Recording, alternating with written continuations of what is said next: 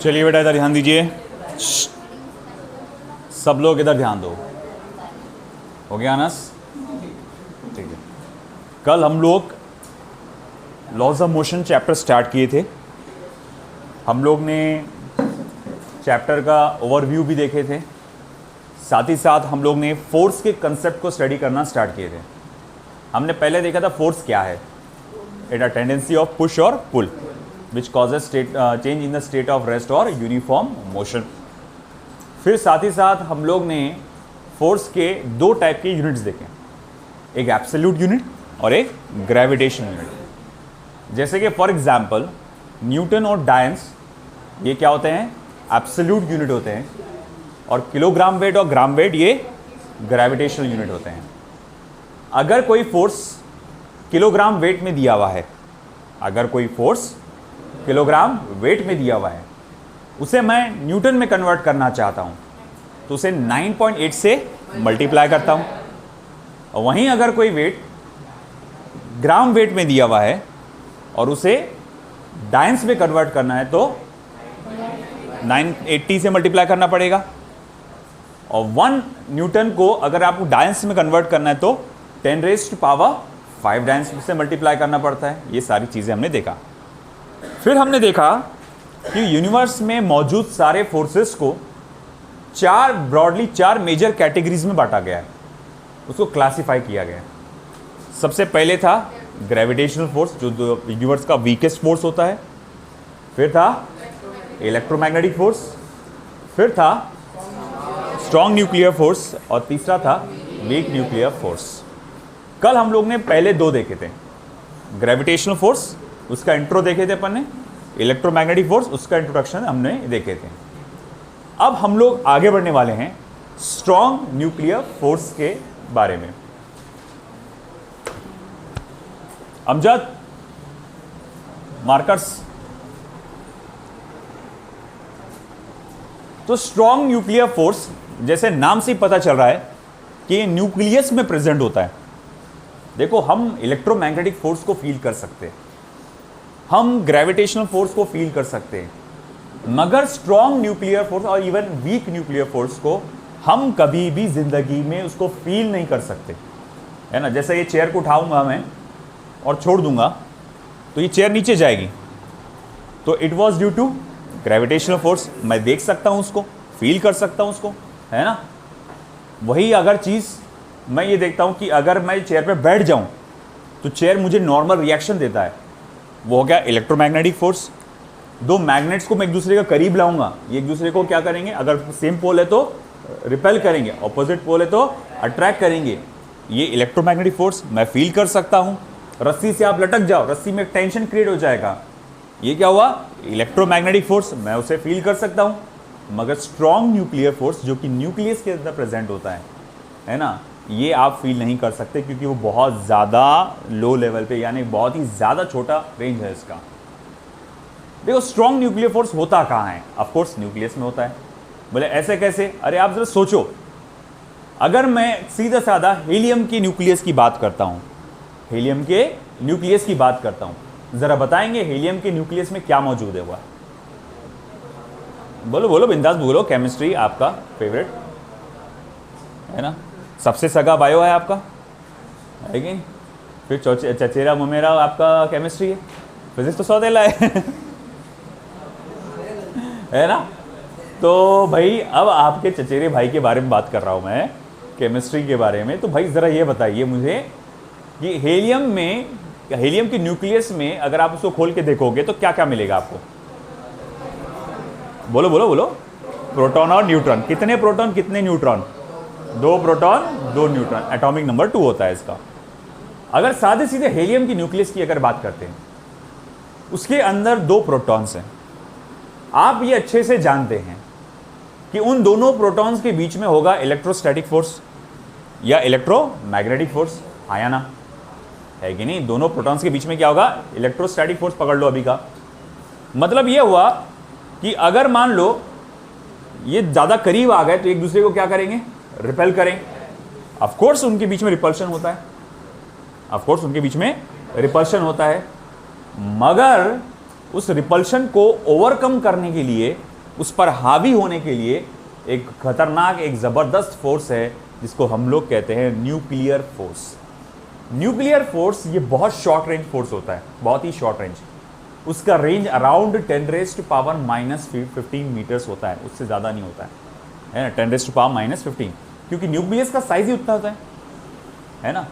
तो न्यूक्लियस का साइज ही उतना होता है। देखो ये जो रेंज है ना, इस पर से एक सवाल बनता, जैसे आपके न्यूटन साहब ने क्या बोले थे कि दुनिया का हर पार्टिकल हर दूसरे पार्टिकल को अट्रैक्ट करता। हर पार्टिकल मतलब हर पार्टिकल के बीच में क्या है, ग्रेविटेशनल फोर्स है ना। अब देख, ये प्रोटॉन लिया मैंने, क्या लिया मैंने, प्रोटॉन्स। 2 प्रोटॉन ले रहा हूं मैं at a distance of 10⁻⁻10 metres, distance of 10⁻⁻10 metre, यानी एक के आगे 10 जीरो लगा लो बस, सॉरी 9 जीरो लगाएंगे, तो आप 10⁻⁻10 मीटर्स डिस्टेंस पे ये प्रोटॉन है। मैं आपको पूछूंगा इन दोनों प्रोटॉन्स के बीच कौन कौन से फोर्सेस है। सबसे पहले तो आप जैसी प्रोटॉन प्रोटॉन बोलेंगे तो आप फट से बोलेंगे सर इलेक्ट्रोस्टैटिक फोर्स रहेगा, ये रिपेल करेगा, बिल्कुल सही। और न्यूटन बाबा ने बोले थे, क्या बोले थे, कि हर पार्टिकल दूसरे पार्टिकल को अट्रैक्ट करता, तो ये भी एक दूसरे को अट्रैक्ट करेंगे, मगर बहुत वीक फोर्स से, दैट इज ग्रेविटेशनल फोर्स। हाँ बोले, बिल्कुल सही। उसके अलावा कोई नहीं बोले, इसके अलावा कुछ नहीं, ठीक है। अब आगे एक काम करता हूँ, मैं इनको नज़दीक ला लेता हूँ। मैंने कहा अब इनके बीच का डिस्टेंस 10⁻⁻15 मीटर्स है। कितना है, 10⁻⁻15 मीटर्स। इमेजिन कर लो, बहुत कम हो गया, या उससे और कम कर दो, -16, -17, -18, ऐसा कुछ कर डालो। तो अब ये डिस्टेंस कम हो गया, वही 2 प्रोटॉन है। अब मैं पूछूंगा इनके बीच क्या क्या है, कौन कौन से फोर्सेस है।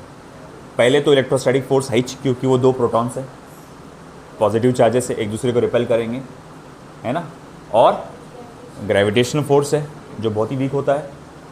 और अब तीसरा एक और फोर्स जन्म ले लेगा यहाँ पर, न्यूक्लियर फोर्स। आइए बात समझे आपको। तो अगर डिस्टेंस 10⁻⁻15 मीटर से कम है या उसके बराबर है, तो वहाँ 3 फोर्सेस आएंगे, gravitational, electrostatic and nuclear force.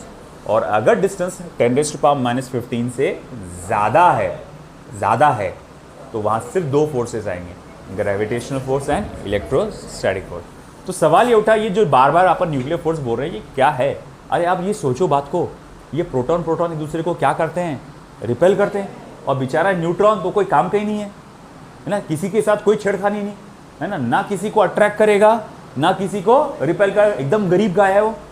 तो अब भैया ऐसे लोगों को एक साथ रखने का है, अपने को दूर नहीं करने का है ये। और सबसे स्टेबल होता है ये स्ट्रक्चर, बिल्कुल ये डिस्टर्ब नहीं होता, ऐसा नहीं कभी भी अपना मन करा चल जाए न्यूट्रॉन बाहर, ऐसा होता क्या नहीं। न्यूक्लियस का स्ट्रक्चर एकदम स्टेबल होता है।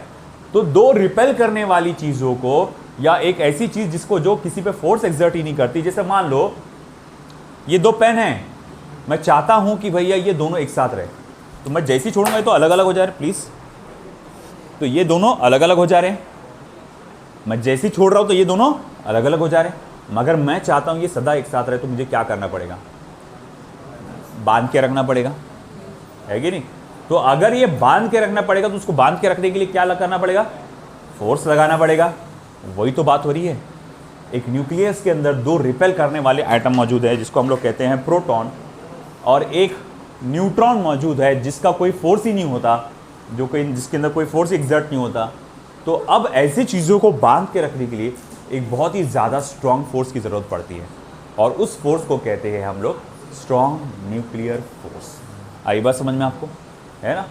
और जैसे कि हमने देखा, ये बहुत ही शॉर्ट रेंज फोर्स है, ओनली एग्जिस्ट इन 10⁻⁻15 मीटर, मगर ये यूनिवर्स का सबसे ग्रेटेस्ट हाईएस्ट फोर्स होता है, सबसे लार्जेस्ट वैल्यू का फोर्स होता है। इससे ज़्यादा ताकतवर कोई फोर्स नहीं होता, है ना। ये बात हम लोग को ध्यान में रखनी है। इस चीज़ को हम लोग डिटेल में और आगे जाके पढ़ेंगे, एटम्स एंड न्यूक्लियर चैप्टर में। ये दोनों चैप्टर्स में इसको हम लोग डिटेल में पढ़ने वाले हैं, ठीक है। मगर इसको बहुत टाइम में, अराउंड 1 साल के करीब बात की बात है वो। अभी सिर्फ उसका इंट्रोडक्टरी पार्ट हम लोग लिख कर रखेंगे। चलो हेडिंग 2, स्ट्रॉन्ग न्यूक्लियर फोर्स।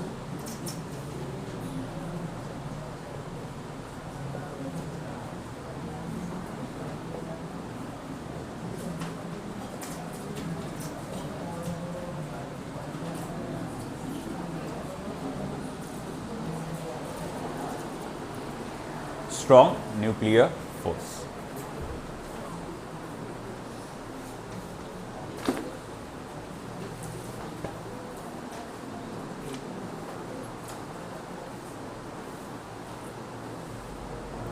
चलो ओरली बोलता हूं, लिखो.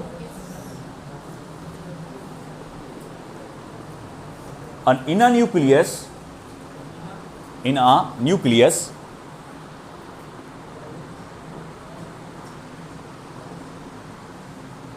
a force is required. In a nucleus, a force is required to bind. बेटा,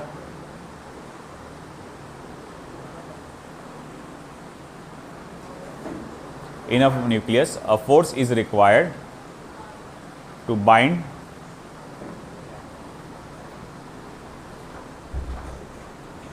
together protons and neutrons.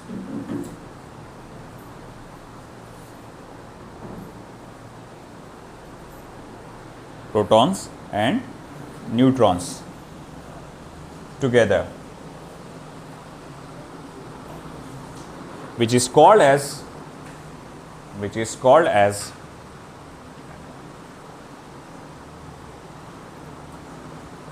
strong nuclear force, which is called as strong nuclear force.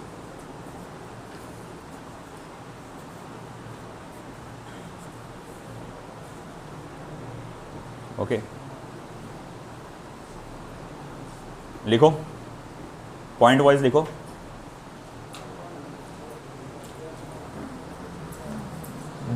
This force is largely attractive in nature. This force is largely attractive in nature.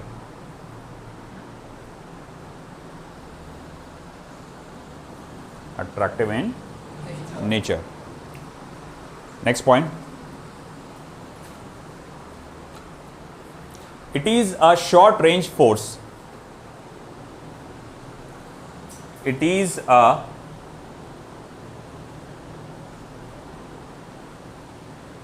short range force of the order of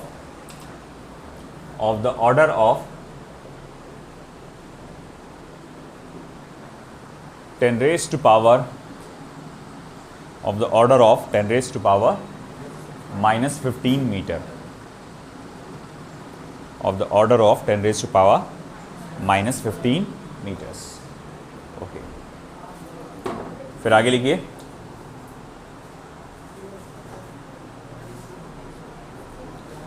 These forces are, next point है, these forces are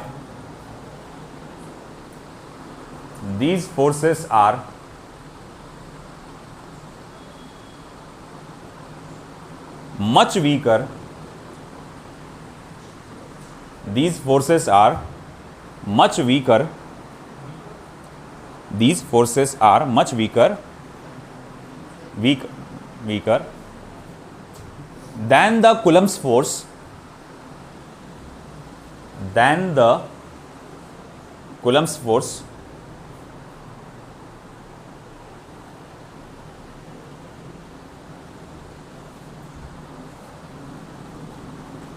if the separation between the particles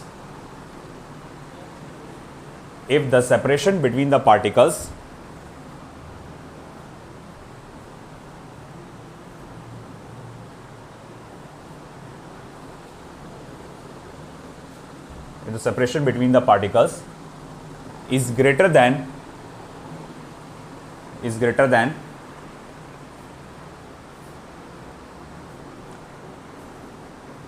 10 raised to power minus 14 meter.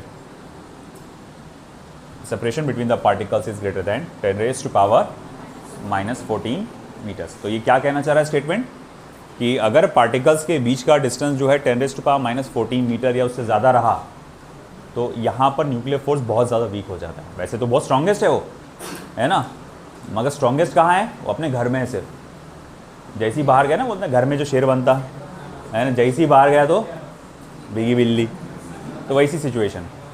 तो nuclear force अपने घर में शेर है, सबसे strongest force है, मगर जैसे ही वो बाहर गया तो वो वीक बन जाता है, कूलम्ब्स फोर्स उस पर हावी हो जाता है।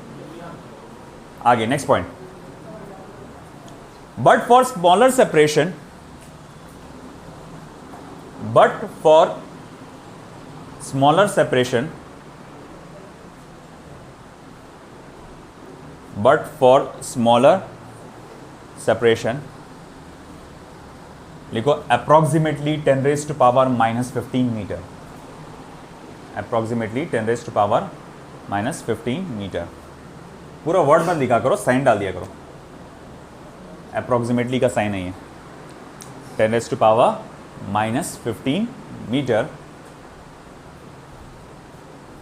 the nuclear force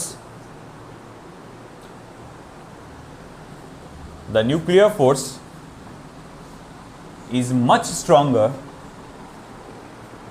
the nuclear force is much stronger than the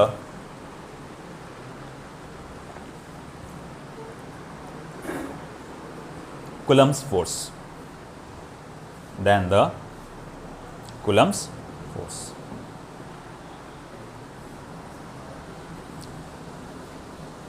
ठीक है, which is capable of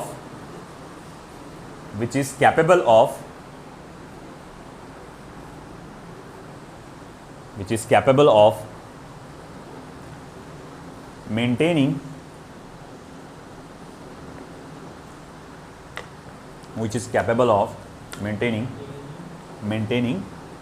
stable condition of nucleus, which is capable of maintaining stable condition of nucleus।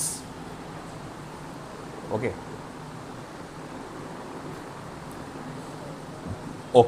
चलिए अब आते हैं हम आखिरी वाला हमारा, that is weak nuclear force.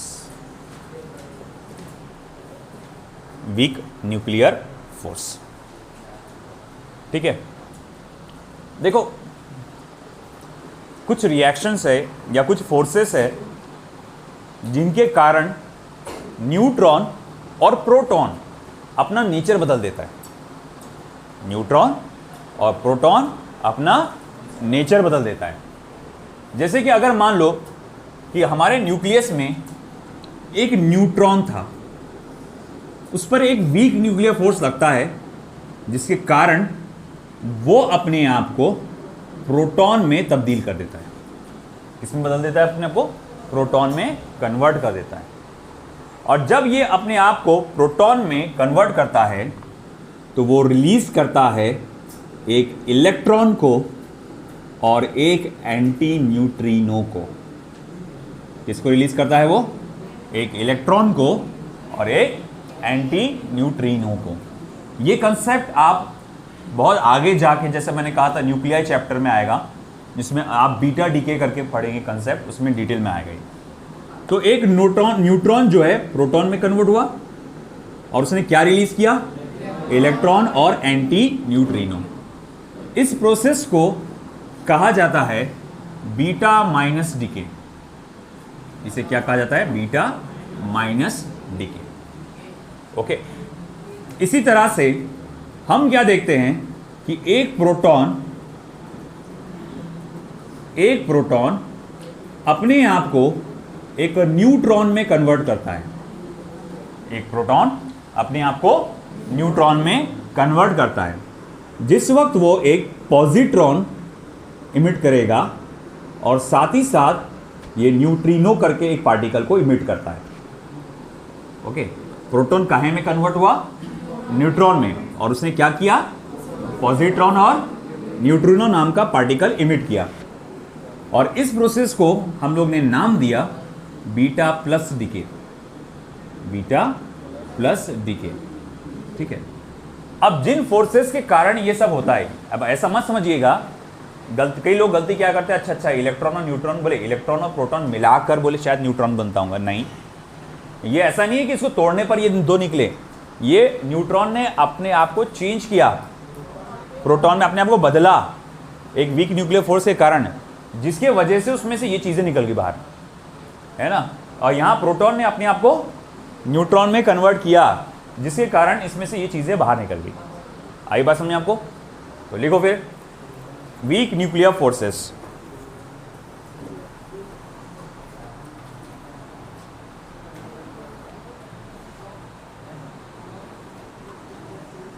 Ready? लिखो, a neutron can change itself, a neutron can change itself to proton, a neutron can change itself to proton, simultaneously emitting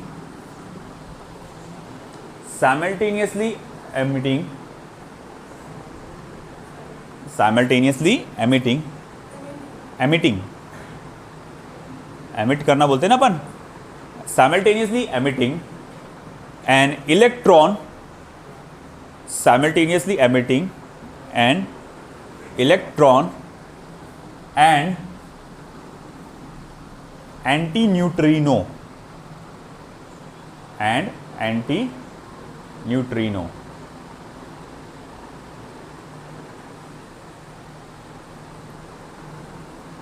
which is called as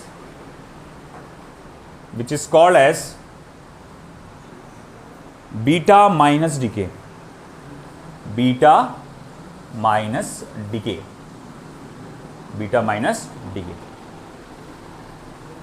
Full stop. Also, a proton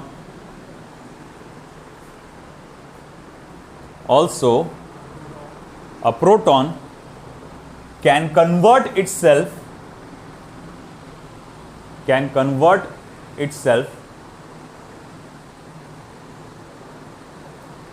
into neutron. A proton can convert itself into neutron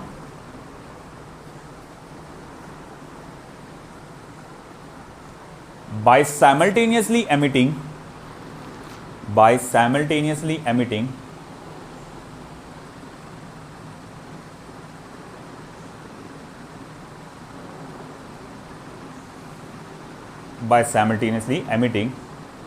a positron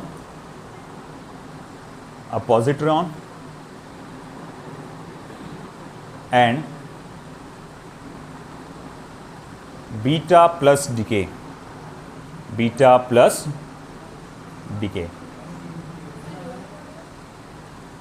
Sorry, it's called, क्या लिखा आपने sentence? Can convert into neutron, वो रह गया है ना, simultaneously emitting positron and neutrino, होना चाहिए, पॉजिट्रॉन एंड न्यूट्रिनो। पूरा काट डालो, उसमें बहुत कुछ आएगा अभी, वो बीटा प्लस डी के काट दो, पॉजिट्रॉन एंड न्यूट्रिनो,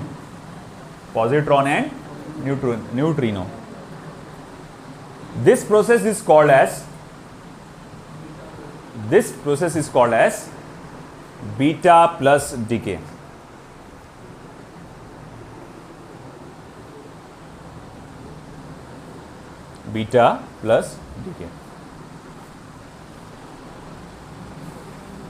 ओके, फिर आगे उसमें ये लिखिएगा, the forces responsible for these conversions, the process responsible for these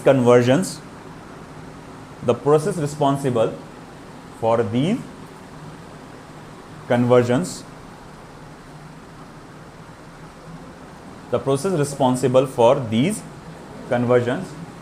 is called as weak nuclear force. weak nuclear force. The process responsible for these conversions is called as weak nuclear force.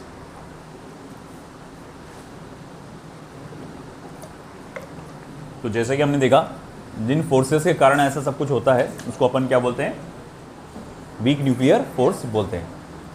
ठीक, अब देखो ये जो weak nuclear force होता है ये कहाँ exist करता है, न्यूट्रॉन और प्रोटॉन में। मतलब इसकी रेंज तुम सोचो और भी कितनी ज़्यादा छोटी होंगी, है ना, क्योंकि ये कहाँ होता है, न्यूट्रॉन के अंदर और प्रोटॉन के अंदर होता है ये फोर्स। और दूसरी बात, अगर ये स्ट्रेंथ की अगर मैं बात करूँ तो है तो ये वीक, मगर ये वीकेस्ट नहीं है। वीकेस्ट फोर्स कौन सा है, ग्रेविटेशनल फोर्स। फिर उससे ज़्यादा स्ट्रॉन्ग कौन सा आएगा, वीक न्यूक्लियर फोर्स। फिर उससे ज़्यादा स्ट्रॉन्ग क्या आएगा, स्ट्रॉन्ग नहीं, इलेक्ट्रोमैग्नेटिक फोर्स। फिर सबसे ज़्यादा स्ट्रॉन्गेस्ट होता है आपका स्ट्रॉन्ग न्यूक्लियर फोर्स। तो रेंज को हमेशा याद रखना, है ना। अगर मैं बोलूँगा सबसे ज़्यादा स्ट्रॉन्गेस्ट जो होता है स्ट्रॉन्ग न्यूक्लियर फोर्स, सबसे ज़्यादा स्ट्रॉन्गेस्ट। फिर होता है इलेक्ट्रोमैग्नेटिक फोर्स। फिर उससे ज़्यादा स्ट्रॉन्ग होता है आपका वीक न्यूक्लियर फोर्स।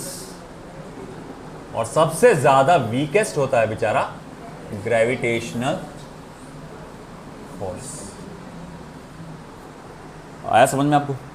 ठीक है, तो ये लिख लो, नीचे नोट करके लिख लेना,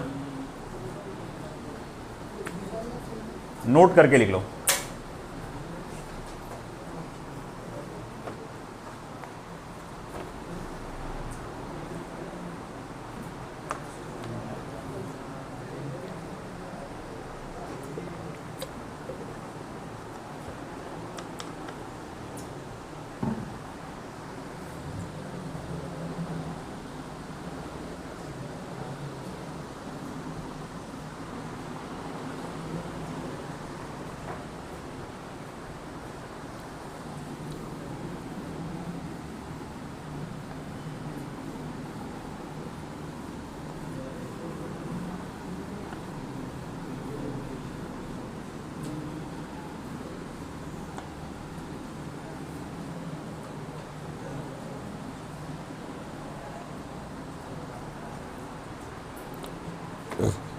वैसे न्यूट्रॉन का चार्ज क्या होता है,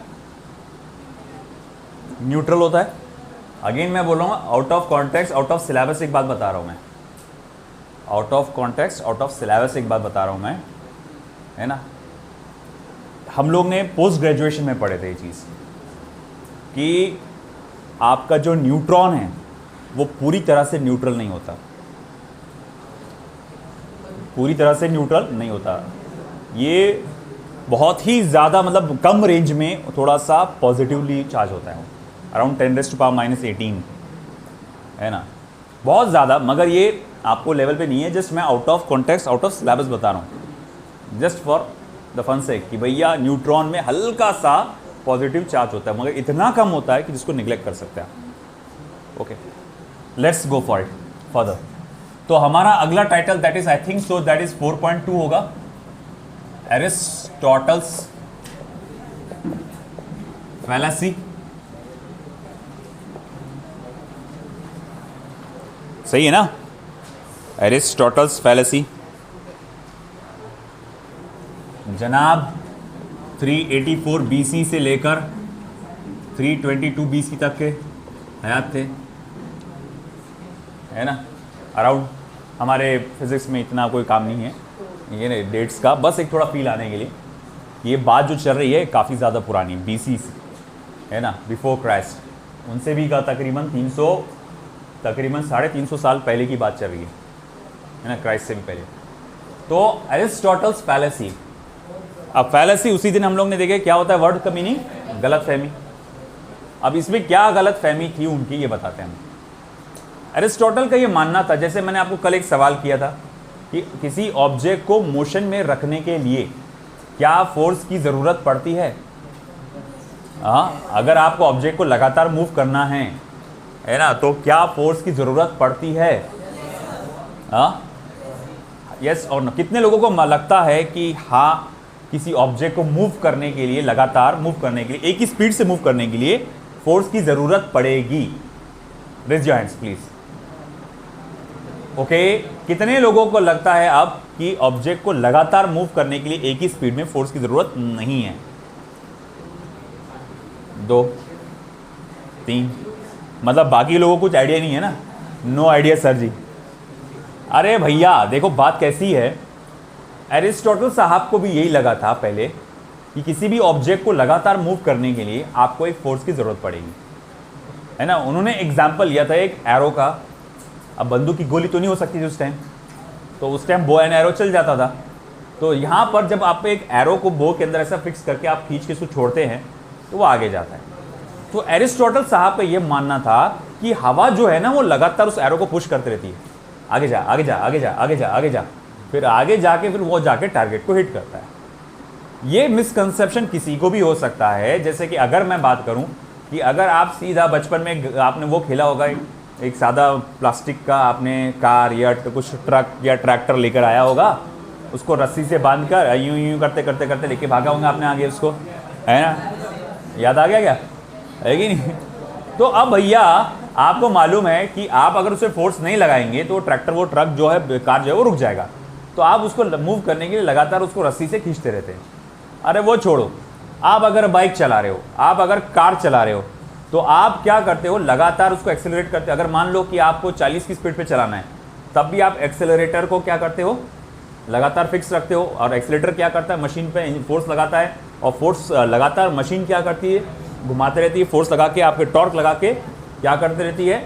चक्कों को घुमाते रहती है। तो एक मिसकंसेप्शन, मैंने कहा ये मिसकंसेप्शन है कि हमें ऐसा लगता है कि फोर्स को लगातार, किसी ऑब्जेक्ट को लगातार मूव करने के लिए स्पीड की, फोर्स की ज़रूरत पड़ती है एक ही स्पीड से मूव करने के लिए। असल में ये हम प्रैक्टिकल वर्ल्ड में क्यों ज़रूरत पड़ जाती है? क्योंकि हमारे आसपास मौजूद है फोर्स ऑफ फ्रिक्शन, है ना? हमारे आसपास क्या मौजूद है?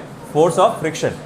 अगर फोर्स ऑफ फ्रिक्शन ना होता, अगर फोर्स ऑफ फ्रिक्शन ना होता तो वो फिर अनलिमिटेड पीरियड के लिए, अनलिमिटेड डिस्टेंस के लिए वो लगातार चलते रहता था, और अब उसे लगातार चलाने के लिए फोर्स की ज़रूरत नहीं पड़ती थी। जैसा इसका एक एग्जाम्पल, उसका एक प्रैक्टिकल गैलीलियो साहब ने करके देखा था। उन्होंने क्या किया कि देखो, एक उन्होंने सबसे पहले तो एक इंक्लाइंड सरफेस लिया, उन्होंने एक रोलिंग बॉल को ऊपर से छोड़ा, जो रोल होते हुए धड़ धड़ करके नीचे आ गई, है ना? आपको मालूम है जैसा जैसा ऊपर बढ़ाएंगे आप तो तेजी से नीचे आएगी, क्योंकि ग्रेविटेशनल फोर्स उसको नीचे खींच रहा है। वहीं अगर मैं उसी बॉल को नीचे से ऊपर फेंकता हूं, है ना, तो वो मैं क्या नोटिस करता हूं? बेटा सिबगत इधर ध्यान दे दो, है ना? तो अब देखो, जब मैं इसको नीचे से ऊपर फेंकूंगा और उसका एंगल मान लो क्या है? थीटा है। तो मैं क्या देखता हूं कि ये मान लो यहां तक पहुंचा और उसके बाद वापस आ गया। तो भैया अब मैं क्या करता हूं? इस एंगल को थोड़ा सा नीचे करता हूं। तो भैया मैं देखता हूं कि मैंने इस एंगल को थोड़ा सा नीचे किया, तो अब मैं ये देखता हूं वो थोड़ा और दूर तक के गया, है ना? फिर वापस आया और थोड़ा सा उसको एकदम प्लेन कर डालो, तो मैंने देखा कि वो काफी हद तक दूर तक चला जाता है, काफी हद तक दूर तक चला जाता है। मैं कहूंगा अच्छा ठीक है, यहां से वो वहां तक गया, देखो इसका मोशन सिर्फ यहां से यहां तक एग्जिस्ट हो पाया, है ना? बोले क्यों ऐसा? क्योंकि ग्रेविटी उसको नीचे खींच रही थी, ग्रेविटेशनल फोर्स उसको नीचे खींच रहा था, लगातार ऊपर जाने नहीं दे रहा था।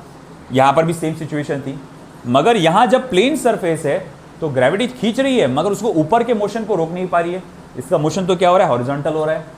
तो हमने ये नोटिस किया, सॉरी गैलीलियो साहब ने ये नोटिस किया, मैं तो था नहीं उस टाइम, है ना?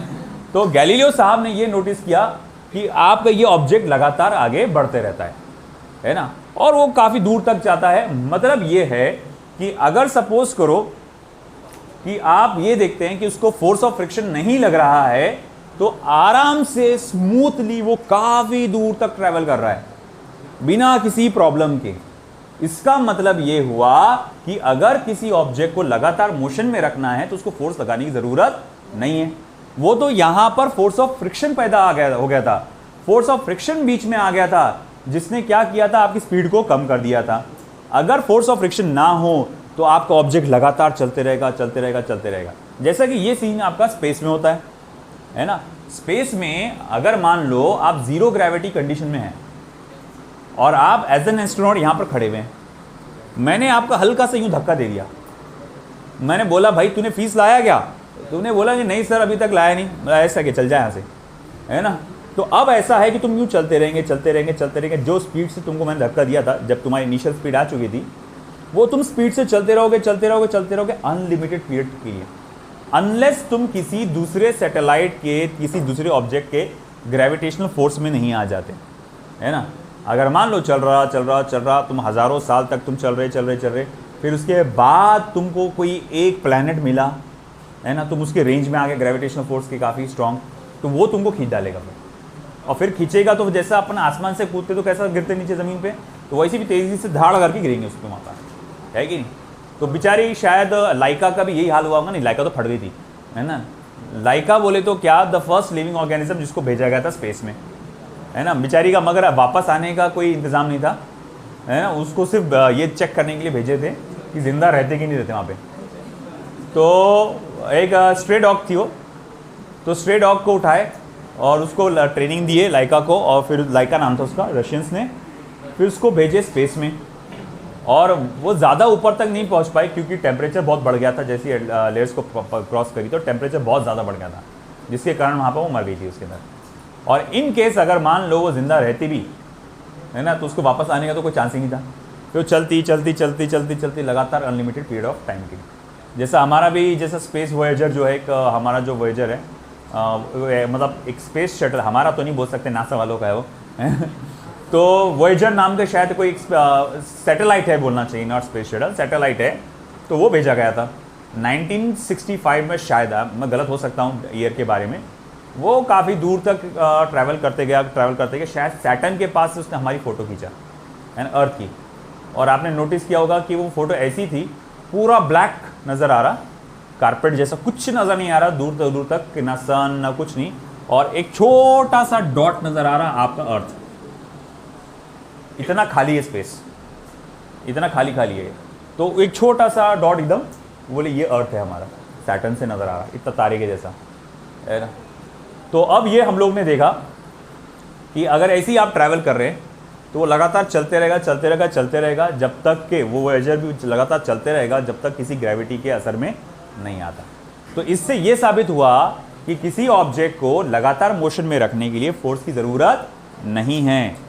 कहकशा, पहले तुम सुनो, तुमने गलत बोले थे, ऑब्जेक्ट को लगातार मोशन में रखने के लिए फोर्स की ज़रूरत नहीं है। प्रैक्टिकल वर्ल्ड में हमें ऐसा मिसकंसेप्शन होता है क्योंकि आसपास क्या मौजूद है, फोर्स ऑफ फ्रिक्शन मौजूद है, इसी कारण से हमें ये गलतफहमी होती है। समझ में आया ना। अगर इस फ्रिक्शन को हटा दिया जाए तो वो चीज़ चलते रहेगी बिना किसी रुकावट के। तो लिखो फिर Aristotle's fallacy.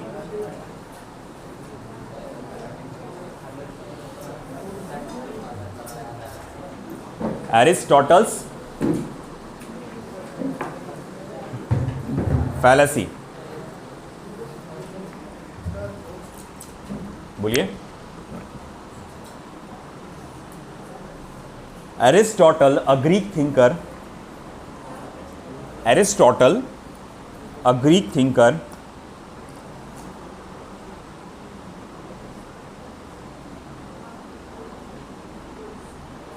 suggested that, Greek thinker, वहाँ के लोगों साइंटिस्ट नहीं बोल सकते, इतने पुराने लोगों को थिंकर बोलना पड़ता। Aristotle a Greek thinker suggested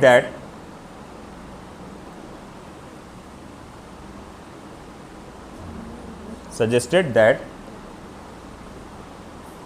इसको इन्वर्टेड कॉमर्स में लिखना क्योंकि ये स्टेटमेंट है, an external force is required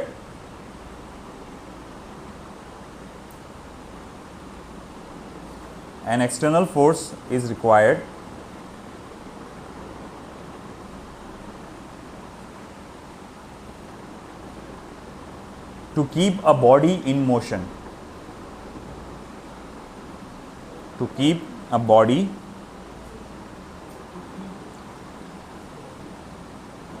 in motion.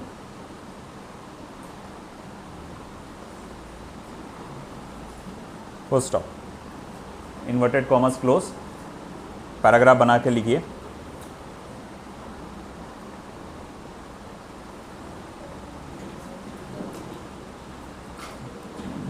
The Aristotelian ARISTOTELIAN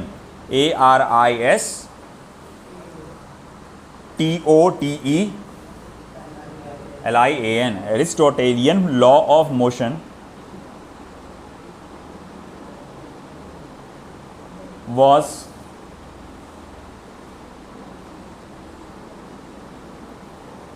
discarded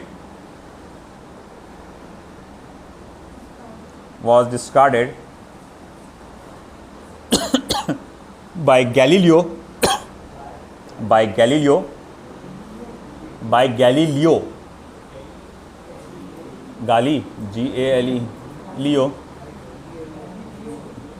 Galileo, who suggested that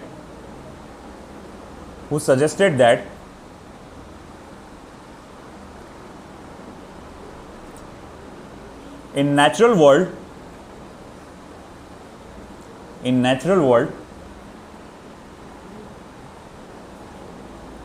force of friction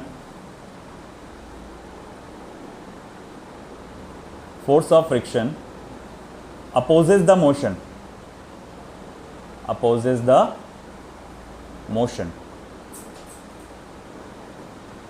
because of which we require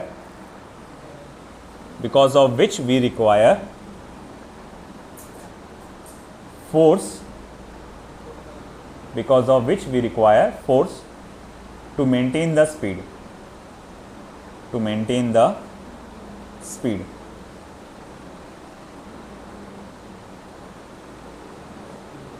Okay, comma, and if we are able to imagine a world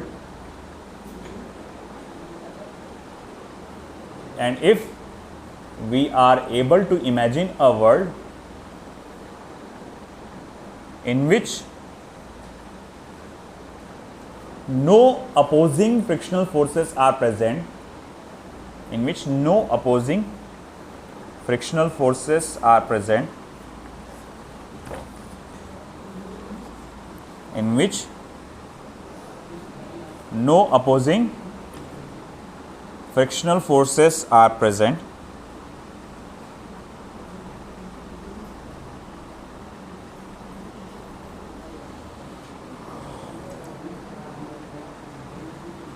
in which no opposing frictional forces are present, then a uniform motion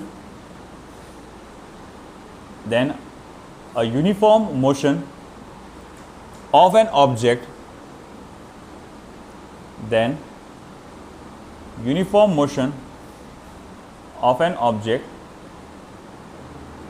is possible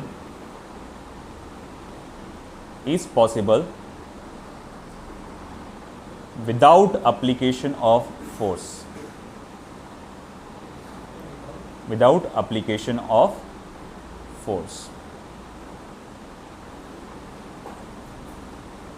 ठीक है, okay.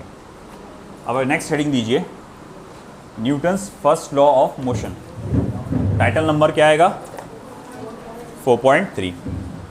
तो NCERT के law of inertia को और Newton's first law of motion को मैं एक साथ कंबाइन कर रहा हूं।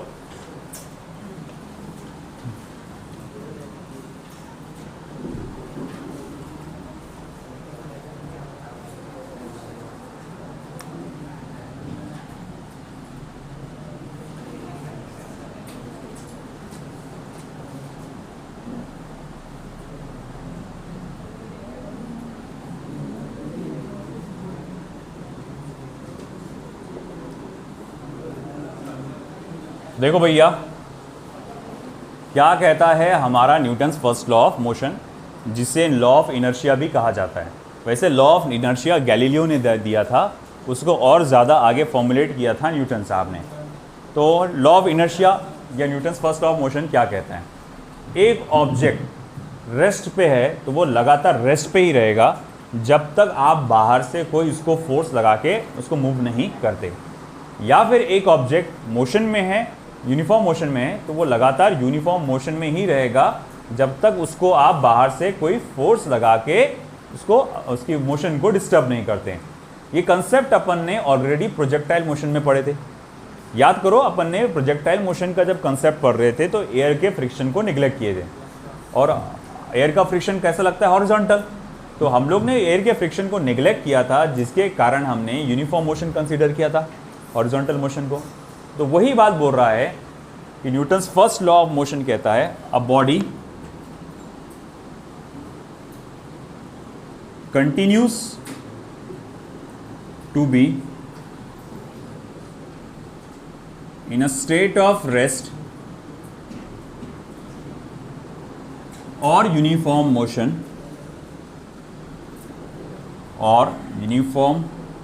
motion unless an external force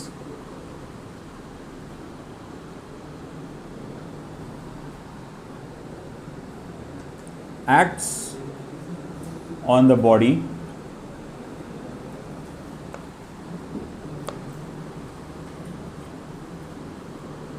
to change its state। to change its state लिख लो बेटा।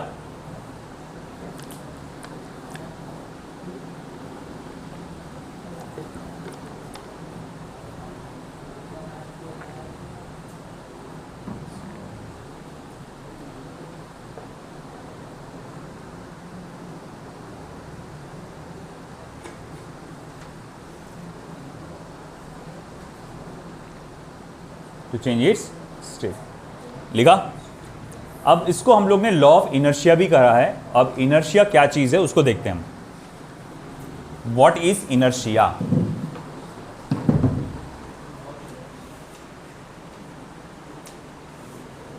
What is inertia?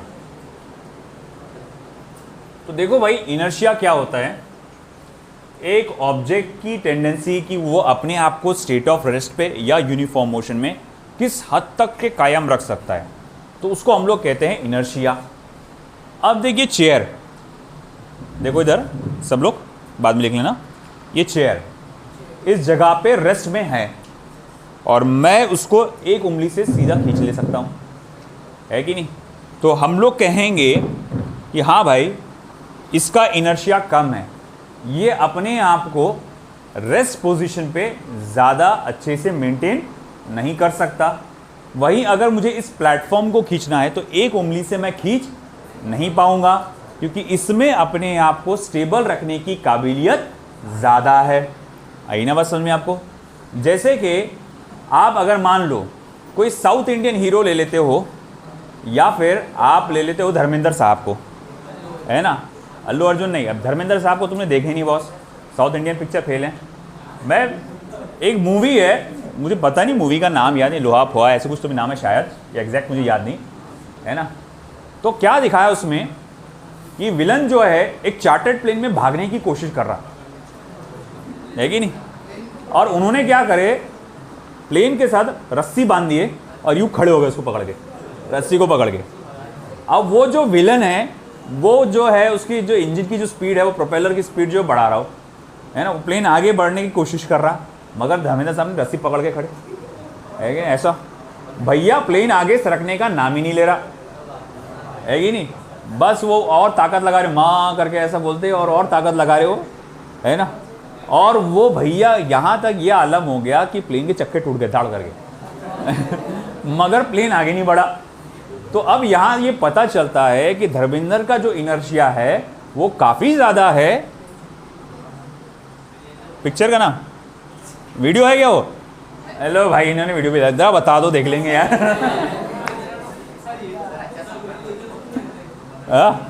सीन कौन से मूवी का सीन है?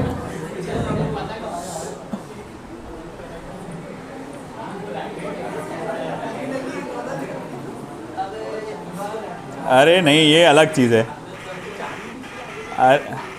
ये अलग चीज़ है। ये भी चल जाएगा। वो हेलीकॉप्टर उड़ रहा और वो हेलीकॉप्टर को जाने नहीं दे रहे। ये देखो हेलीकॉप्टर उड़ने की कोशिश कर रहा, और देखो भाई क्या इनर्शिया है भाई धर्मेंद्र का है ना, मगर वो हेलीकॉप्टर नहीं जा पा रहा, वो नीचे आ जा रहा, खींच खींच के ला रहे उसको। अरे ये नहीं, हेलीकॉप्टर तो कुछ नहीं है, वो तो प्लेन था भाई।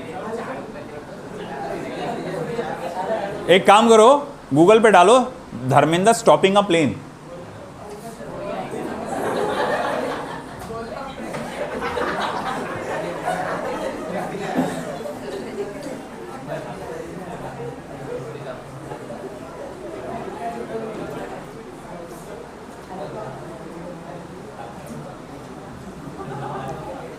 अरे भाई क्या क्या खुल जा रहा।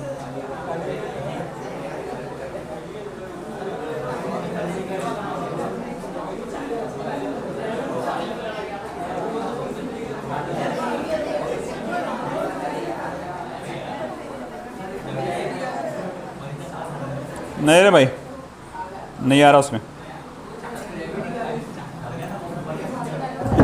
लो, तो भाई आपने समझा कि भाई इनर्शिया क्या होता है ना, कि अपने आप को अपनी रेस्ट पे कायम रखने की टेंडेंसी को आप क्या बोलते हैं, इनर्शिया। और सिर्फ रेस्ट पे कायम नहीं, यूनिफॉर्म मोशन पे भी कायम रखने की। जैसे फॉर एग्जांपल आपका दोस्त साइकिल चलाते हुए जा रहा है, आपने आके उसके साइकिल को पीछे से खींच डाले तो उसकी स्पीड रुक जाएगी या कम हो जाएगी, या फिर वो रुक जाएगा, या फिर उसको धक्का दे दिया जोर से तुमने, उसकी स्पीड क्या हो जाएगी, बढ़ जाएगी। अब एक काम करो, अब साइकिल के जगह आप बाइक का यूज करके देखो, है ना। अब वो दोस्त आपका बाइक से जा रहा है, अब आप क्या कर रहे हैं, उसको बाइक को पीछे से पकड़ के खींचने की कोशिश कर रहे हैं। तो साइकिल के मुकाबले बाइक को रोकने में या उसकी स्पीड को कम करने में आपको ज़्यादा फोर्स लगेगा, क्योंकि बाइक का टेंडेंसी क्या है, इनर्शिया क्या है, ज़्यादा है। अब इमेजिन ये करो कि एक ट्रेन जा रही है ना, एक पर्टिकुलर स्पीड से ट्रेन जा रही है कि नहीं। अब भाई आपने क्या करे, ट्रेन को रस्सी डाले, रस्सी से पकड़ के खींचना चालू कर दिए, है ना। ये इंटेंशन से कि भैया क्या, हाँ स्पाइडरमैन उसने किया था, है ना। तो वहाँ पर इनर्शिया ट्रेन का फेल हो गया था। तो अब ऐसा प्रैक्टिकल वर्ल्ड में जाओ और तुम सोचो कि भैया ट्रेन जा रही है, ट्रेन अपनी 70 की स्पीड से 80 की स्पीड से जा रही, तुमने क्या करे, चेन वेन जो भी है सो पकड़ के खींच रहे उसको, बोले क्या, बोले ट्रेन की स्पीड को स्लो करता, बोले मैं। पॉसिबल है क्या, है ना, unless you are a Spiderman, है ना। कि उस स्पाइडरमैन ने क्या करा था, स्पीड कम कर दिया था ना, ये पचक पचक पचक करके वो क्या तो भी उसने किया, जाले फेंका, और फिर उसके बाद वो रस्सी से, वो जाले की मदद से उसकी स्पीड को क्या कर दिया, उसने कम कर दिया था, है ना भाई। ऐसी कुछ हुआ था ना, ठीक है। तो हमने क्या देखा कि यहाँ पर ट्रेन का इनर्शिया ज़्यादा होता है, वो अपनी स्पीड को ज़्यादा बेहतर तरीके से मेंटेन कर पाता है। हाँ, मगर स्पाइडरमैन दूर की बात है, एक अगर है तो मतलब साउथ इंडियन हीरो है, तो वो ट्रेन को वहीं जगह पे रोक सकता हूँ, है कि नहीं। वो ट्रेन वहाँ से चलते हुए आएगी, वो एक बुक्का मारेगा धाड़ करके, ट्रेन ऊपर जाके यूँ नीचे गिरेंगी, ऐसा है कि नहीं। तुमने देखा होगा कि वो कार सामने से आ रही, बस वो यूं पैर से यूं मारता, कार है वहीं धड़ करके नीचे, चूड़ा टुकड़े दौड़ दौड़ हो जाता। तो खैर ये तो इम्प्रैक्टिकल वर्ल्ड थी, मगर प्रैक्टिकल वर्ल्ड में अगर बात किया जाए, इनर्शिया क्या होता है, अपने आप को एक तो रेस्ट पे रखने की टेंडेंसी या यूनिफॉर्म मोशन में रखने की टेंडेंसी को हम लोग क्या कहते हैं, इनर्शिया। तो लिखो definition of inertia,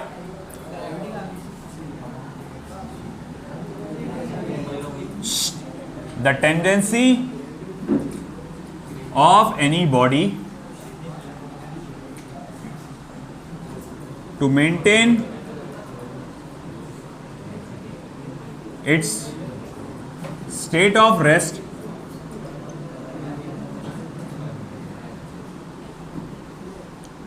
or uniform motion is called as inertia. The tendency of any body to maintain state of rest or uniform motion is called as inertia.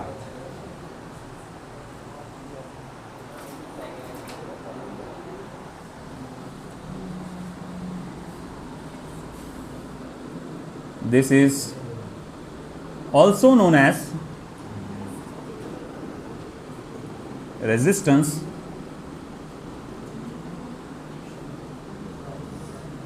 Of change. उसको हम लोग एक और नाम से जानते हैं, रेजिस्टेंस ऑफ चेंज।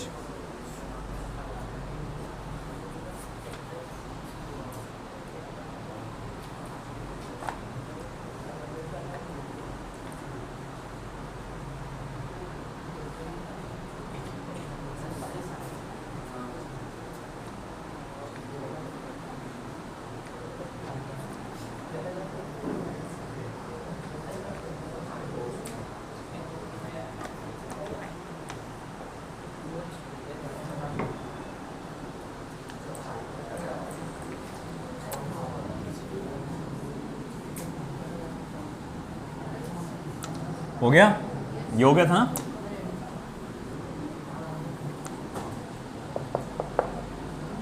ये पार्ट हो गया ना।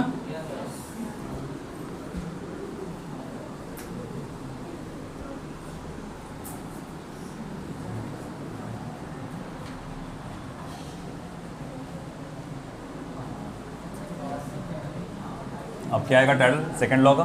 4.3 4.4 ना।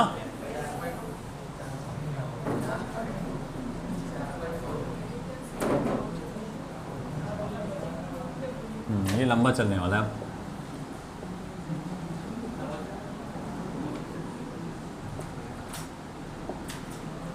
Newton's second law of motion.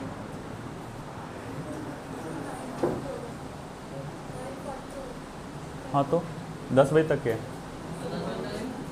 आपको प्रॉब्लम हो रही क्या? कैसे आप जा सकते हैं बाहर? नहीं, आपको अगर नहीं बैठना तो जा सकते, कोई ज़बरदस्ती नहीं है। तो देखो, Newton's second law of motion, जिसके अंदर मुझे सबसे पहले देखना है मोमेंटम। मोमेंटम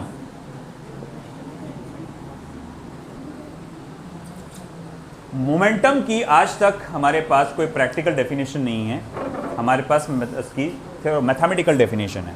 बोले क्या है mathematical definition? The product of mass and velocity is called as momentum.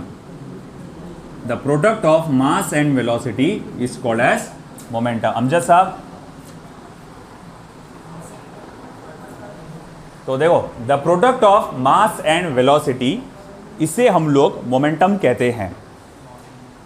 अब मास और वेलोसिटी को मल्टीप्लाई कर रहे हैं, मोमेंटम बन रहा है। ये कुछ खास बोले जम नहीं रहा यार, क्या है ये? प्रैक्टिकली जरा उसको फील करो, बताओ, समझाओ कि क्या होगा। अब देखो भाई, इमेजिन कर लो कि मैं क्या करता हूं, ये पेन आपके सर पे के ऊपर थोड़ा सा रख के इसको छोड़ देता हूं, है ना, और इमेजिन करो कि ये पेन आपके सर पे तड़ करके गिर रहा। कुछ खास लगेगा क्या? नहीं लगेगा ना।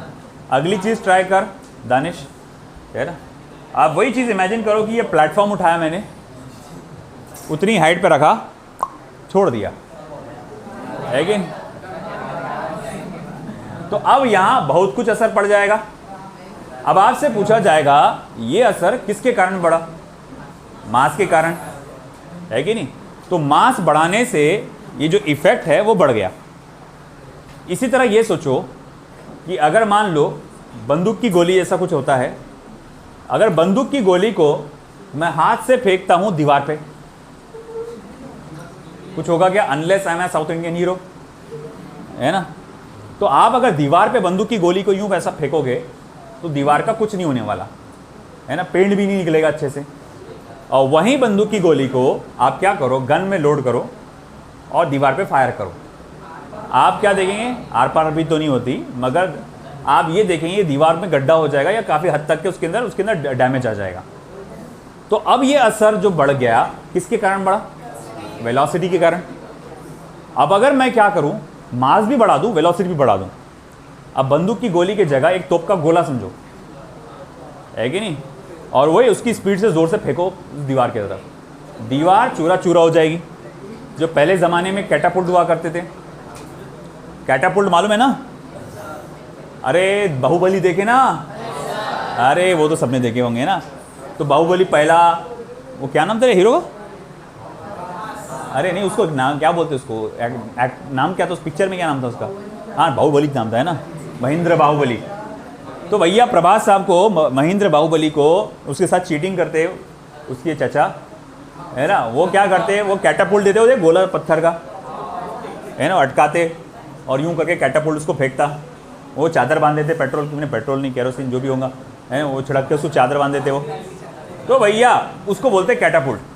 तो वो जो रहता, वो जो गोला था ना, वो ऐसा बड़ा वो जनरली पहले किले की दीवारों को तोड़ने के लिए काम में आता था, ताकि अपन अंदर घुस सकें। तो वही कैटापुल्ट ऐसा फंसा के अगर आप उतनी स्पीड से दीवार पे फेंकेंगे, दीवार तो चूरा चूरा हो जाएगी, है कि नहीं। तो यहाँ किस वजह से चूरा हो गई, क्योंकि उसका मास भी बढ़ गया और वेलोसिटी भी बढ़ गया। तो ये मास और वेलोसिटी के मिले जुले असर को आप बोलते हैं मोमेंटम, है ना। इसीलिए कहा गया है the product of mass and velocity is called as momentum. तो उसका जो मैथमेटिकली आप या उसका फॉर्मूला जब आप लिखेंगे तो वो ऐसा आएगा, P इक्वल्स टू mv। और अगर मैं इसको वेक्टर फॉर्म में लिखूंगा तो आएगा ऐसा, m वेक्टर v इन वेक्टर फॉर्म। ओके, अब ये देखिए बात साफ नजर आ रहा है कि LHS में मोमेंटम एक वेक्टर क्वांटिटी है और साथ ही साथ RHS में सिर्फ एक ही वेक्टर क्वांटिटी है, दैट इज वेलोसिटी। तो इसका मतलब जो वेलोसिटी का डायरेक्शन रहेगा वही मोमेंटम का डायरेक्शन रहेगा। तो मैं यहां लिख सकता हूं that is momentum has the same direction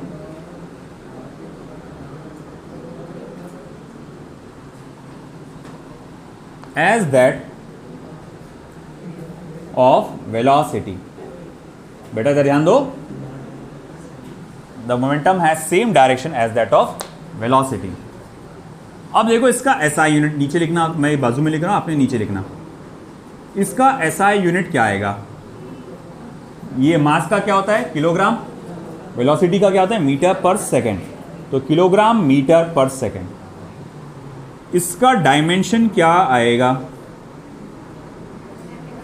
तो वो आएगा m1, बोलो बोलो बोलो, m1 L1 T -2, है ना, -2 रहेगा क्या, अरे -1 रहेगा ना, फोर्स का है ना वो, m1 L1 T -1, ये रहेगा हमारा मोमेंटम का वो फॉर्मूला। लिखो,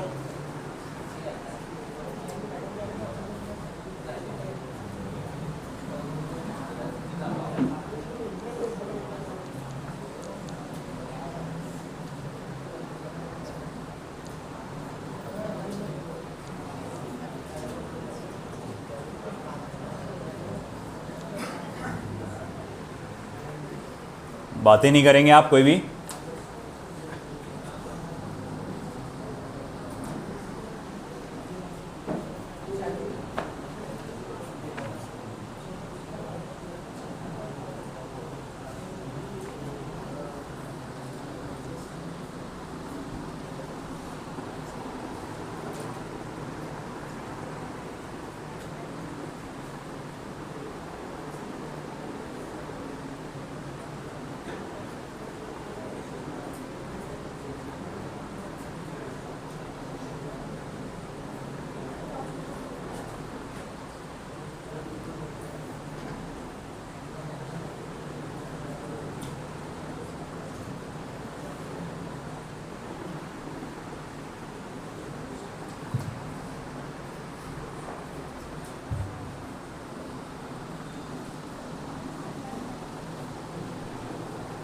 टाइम क्या हुआ,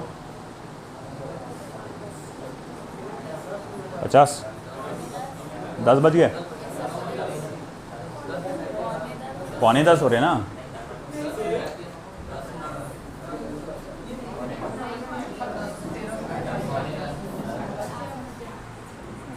है time,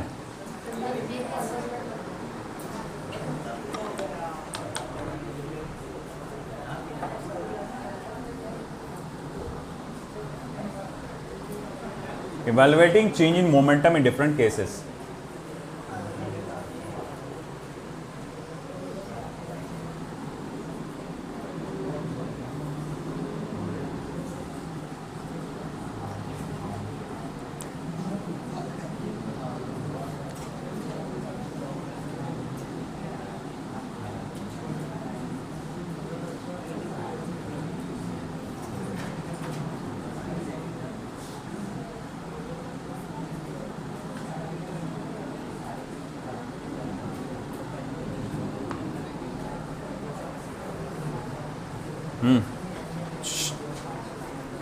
evaluating change in momentum in different cases. Imagine करो आपके पास एक ऑब्जेक्ट है, बुलेट का इमेजिन कर लो, बंदूक की गोली, सामने एक लकड़ी का प्लाईवुड का एक शीट रखा हुआ है, आप उस पर फायर करते धाड़। अब बुलेट आती है स्पीड v1 से, उसका मास कितना था m, आई स्पीड v1 से, और बाद में इसको चीर कर आगे निकल गई। मगर बुलेट की स्पीड अब उतनी चलेगी क्या? नहीं, पहले से क्या हो जाएगी, कम हो जाएगी। तो मैं आपसे पूछूंगा भाई कितने से कम हुई, चेंज इन मोमेंटम बताओ तो ज़रा। तो आप बोलेंगे सबसे पहले तो इनिशियल मोमेंटम क्या था, तो आप लिखेंगे mv1 i कैप, और फाइनल मोमेंटम क्या है, तो आप बोलेंगे mv2 j कैप का। बेटा आई कि उसी डायरेक्शन में आगे बढ़ रहा ना वो, एक्स एक्सिस में ना, positive direction of x axis की तरफ, mv2 i कैप। फिर मैं आपसे पूछूंगा चेंज इन मोमेंटम क्या रहेगा, तो आप बोलेंगे sir vector p2 minus vector p1, vector p2 minus vector p1, यानी कि भैया m वेक्टर v2 या mv2 i cap minus mv1 i cap.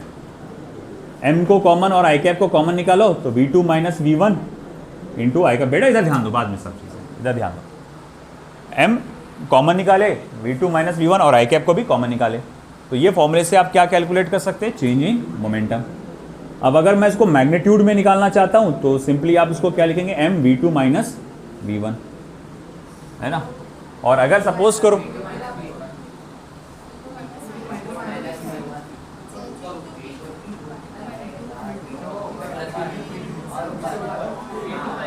अच्छा P2,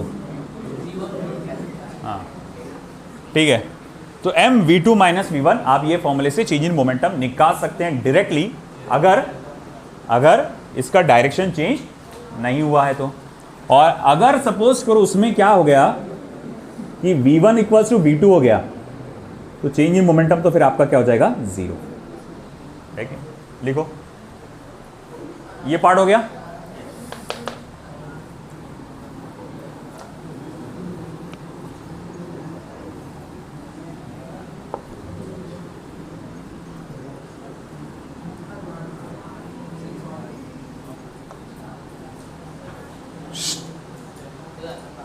क्या हो गया, किसकी पेन है, तो जाके ले लेना।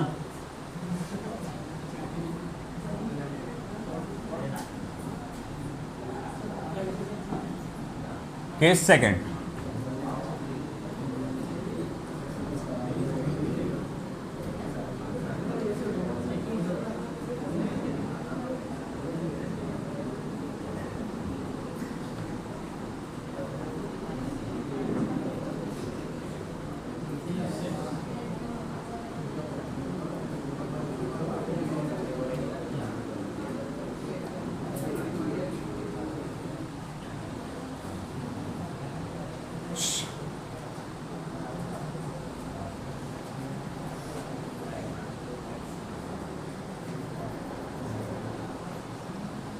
वो हुआ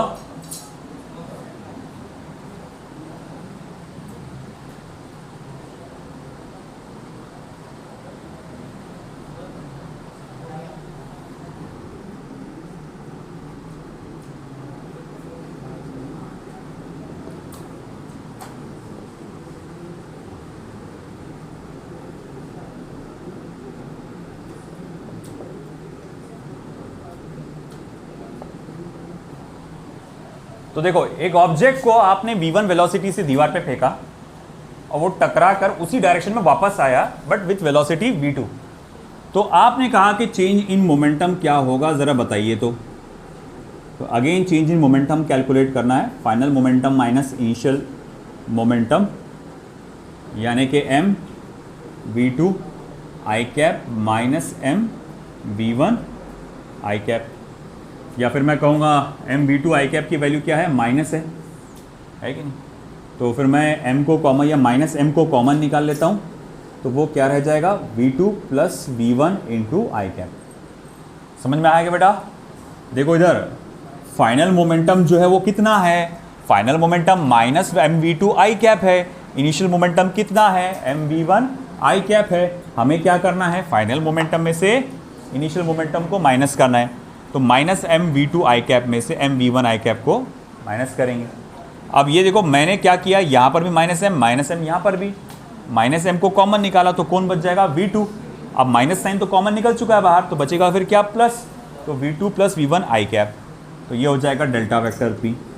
और इन केस अगर मान लो इसको अगर मैग्नीट्यूड में लिखना है आपको, तो आप लिखेंगे delta P is equals to M V2 plus V1 into I cap. या फिर मान लो कि अगर V1 इक्वल्स टू V2 रहा तो आपका चेंज इन मोमेंटम क्या होगा, तो देखो इसको V1 equals to V2 equals to V कर डालता हूँ मैं, तो ये हो जाएगा ट्वाइस mv। अरे आई कैप क्यों रहेगा रे भाई, स्केलर फॉर्म में लिख लेना पर, ट्वाइस mv क्या रहेगा ये, ट्वाइस mv। आया समझ में। तो अगर कोई ऑब्जेक्ट ऐसा टकरा के वापस आता है सेम स्पीड से, टकराया दीवार से और वापस आ गया सेम स्पीड से, तो उसको चेंज इन मोमेंटम को क्या बोलेंगे, ट्वाइस mv। इस चेंज इन मोमेंटम को ऑल्सो कहा जाता है loss in momentum by the object. It is also termed as, है ना, लॉस इन मोमेंटम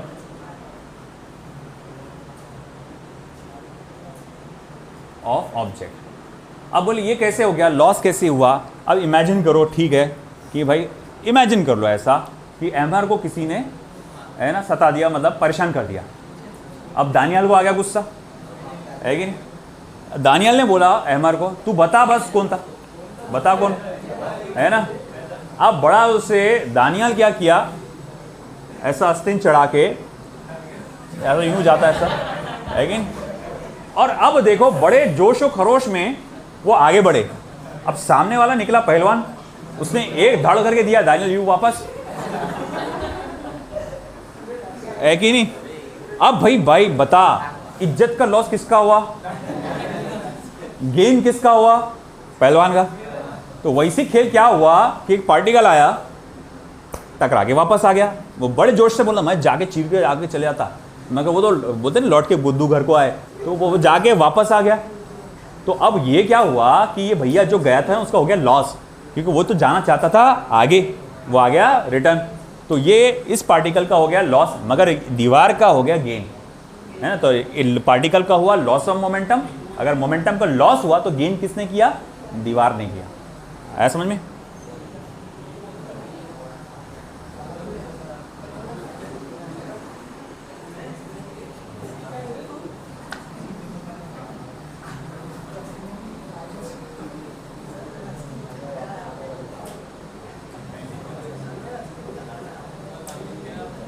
रुक जा, हो गया आखिरी।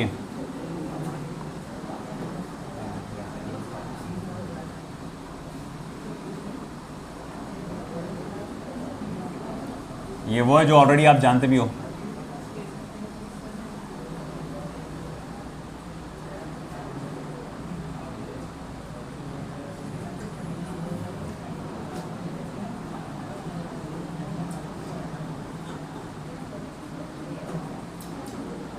याद आया कुछ, सब्ट्रैक्शन ऑफ टू वेक्टर्स करके देखे नहीं थे।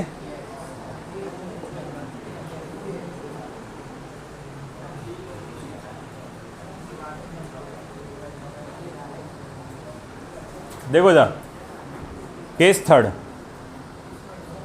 अगर मैं कहूं ये पार्टिकल, मान लो इस बार वेलोसिटी सेम है, v1 v2 की वैल्यू सेम है, जिसको मैं सिर्फ v से इंडिकेट करूंगा। हमारा पार्टिकल, गौर से देखो ये इंपॉर्टेंट है, बहुत इंपॉर्टेंट है, टेस्ट में भी तुमको बार बार आएगा। ये पार्टिकल नीचे जा रहा है विद वेलोसिटी v1, और v1 की वैल्यू किसके बराबर है, v के बराबर। मैं आपसे पूछूंगा ये पार्टिकल सिर्फ आगे जा रहा, सिर्फ नीचे जा रहा, या आगे जाते जाते नीचे जा रहा, नीचे जा रहा। आगे जाने को क्या बोलते हैं, x axis, positive X axis, और नीचे जाने को क्या बोलते हैं, नेगेटिव वाई एक्सिस। मतलब ये पॉजिटिव एक्स एक्सिस और नेगेटिव वाई एक्सिस दोनों पे ट्रैवल कर रहा। तो इसकी जो वेलोसिटी रहेगी उसको आप दोनों एक्सिस पे बना सकते हैं, यह है एक्स एक्सिस पे और यह है वाई एक्सिस पे। बट सवाल उठता है कि वो कॉस थीटा किसको लगेगा। जैसे ये पार्टिकल की वेलोसिटी v है, उसको दो कंपोनेंट्स में बांटना है बाय अल्टरनेट एंगल थ्योरम। ये थीटा, तो ये भी क्या होगा, थीटा होगा। तो भैया ठीक है, बाय अल्टरनेट एंगल थ्योरम ये vx जो हो जाएगा ये v cos थीटा हो जाएगा, और vy जो हो जाएगा ये v sin थीटा हो जाएगा। है ना। इसी तरह से ये वही पार्टिकल जिसका मास m है वो टकरा के इधर आता है कि नहीं, ये टकरा के इधर आ रहा है। अब आगे क्या, मैं देखता हूं कि ये अब आगे पीछे जा रहा है और साथ ही साथ नीचे भी जा रहा है। तो अब अगेन मैं इसकी वेलोसिटी को फिर से दो कंपोनेंट्स में बांट सकता हूं। मान लो कि मैंने इस तरह से दो कंपोनेंट्स में मैंने बांट दिया। एरो कुछ ज़्यादा बड़ा ले लिया क्योंकि जगह चाहिए थी मुझे। तो मैं बोलूँगा देखो ये रहा Vx और ये रहा Vy। अब सवाल उठता है कि cos थीटा किसको लगेगा। देखो अब ये लाइन और ये लाइन पैरेलल है। अरे भैया ये लाइन और ये लाइन पैरेलल है, ये लाइन और ये लाइन पैरेलल है। अगर ये एंगल थीटा होता है तो ये भी एंगल क्या होता है, थीटा होता है। तो उस हिसाब से ये वाला एंगल भी क्या होगा, थीटा होगा। अब अगर वो एंगल थीटा है तो इस वेलोसिटी को दो कंपोनेंट्स में बांटे आपने, तो ये हो जाएगा v cos थीटा और ये हो जाएगा v sin थीटा। फिर चलो मैं बोलूँगा मेरा पास आपका इनिशियल वेलोसिटी या पहले जो वेलोसिटी थी वो कितनी है। तो मैं बोलूँगा देयरफॉर वेक्टर v1 जो है वो आएगा आपका v cos थीटा आई cap plus minus v sin theta j cap. बोले माइनस साइन क्यों आ गया बेटा, क्योंकि नेगेटिव डायरेक्शन में जा रहा ना हो। तो यानी vector v1 is equals to v cos theta I cap minus v sin theta j cap. अच्छा अब वेक्टर v2 की बात करते हैं अपन। तो वेक्टर v2 कितना है आपका, तो देखो उसका x कंपोनेंट जो है नेगेटिव डायरेक्शन में जा रहा। अरे भैया negative direction of x axis है ना ये, तो ये हो जाएगा माइनस v cos थीटा आई कैप माइनस ये कहाँ पे जा रहा, negative direction of y axis. तो ये प्लस करके बोलेंगे अपन minus v sin theta j cap. तो बोले ठीक है vector v2 is equal to क्या हो जाएगा, अरे v रह गया, माइनस v cos थीटा आई cap minus v sin theta j cap. हम लोग ने क्या किया, सिर्फ वेक्टर v को vx इंटू आई कैप यानी जो भी वेलोसिटी होगी और vector v plus vy into j cap इस फॉर्म में लिखा था आपने। तो चलो ये तो आ गया वेक्टर v1 की वैल्यू, वेक्टर v2 की वैल्यू। अब जब मुझे चेंज इन मोमेंटम निकालना है तो मैं उसको ऐसा निकाल सकता हूँ vector v2 minus vector v1। चलो ठीक है, जब मैं इसको vector v2 minus vector v1 करूँगा यानी v2 में से ये वाला पार्ट माइनस करूँगा, तो बोले क्या पार्ट है, देखो माइनस v cos थीटा आई cap minus v sin theta j cap, उसमें से ये वाला पार्ट माइनस करना है। मतलब माइनस v cos थीटा आई cap plus v sin theta j cap, क्योंकि जब मैं माइनस करूँगा तो इसकी साइन क्या हो जाएगी, पलट जाएगी। फिर क्या हुआ कि ये दोनों हो गए कैंसिल। फिर delta vector p is equals to क्या हो गया, minus twice mv cos theta आई कैप। और अगर मैं मैग्नीट्यूड में लिखने जाऊं तो इसका मैग्नीट्यूड में आएगा सिर्फ ट्वाइस mv cos थीटा। आपको याद होगा ये वेक्टर चैप्टर में भी मैंने पढ़ाया था, वो डीपीपी में था ना ये क्वेश्चन, है कि नहीं। तो ट्वाइस mv cos थीटा। अब ये बात याद रखना कि अगर एंगल, देखो गौर से देखो, अगर पार्टिकल वेलोसिटी v से जा रहा है और टकरा के वापस आ रहा है और थीटा जो एंगल है वो बिटवीन नॉर्मल एंड वेलोसिटी है, बिटवीन नॉर्मल एंड वेलोसिटी है, तो आपका change in momentum twice mv cos theta आता है। और इस पे से आप डायरेक्टली एक बात याद रखो, ये हो चुका ना। अब इसमें से डायरेक्टली एक बात ये याद रखो जिसको मैं केस फोर्थ बोलूंगा, ये बहुत इंपॉर्टेंट है, याद रखना, मैं बार बार बोल रहा हूं। ये सिचुएशन अगर ऐसी आती है, ये रिजिड सपोर्ट है, हमारा पार्टिकल है, टकरा के ऐसा आ रहा है वापस, ये नॉर्मल है, इसकी वेलोसिटी v इस तरफ है और ये वेलोसिटी v इस तरफ है, और ये सरफेस के साथ एंगल थीटा आ रहा, सरफेस के साथ क्या आ रहा एंगल, थीटा। तो अब यहां याद रखना delta p is equal to twice mv क्या रहेगा, साइन थीटा। बताया था ना आपको वेक्टर्स में, है ना। नॉर्मल के साथ रहा तो cos थीटा और सरफेस के साथ रहा तो साइन थीटा। दैट्स इट, लिख लो, बाकी कल देखेंगे।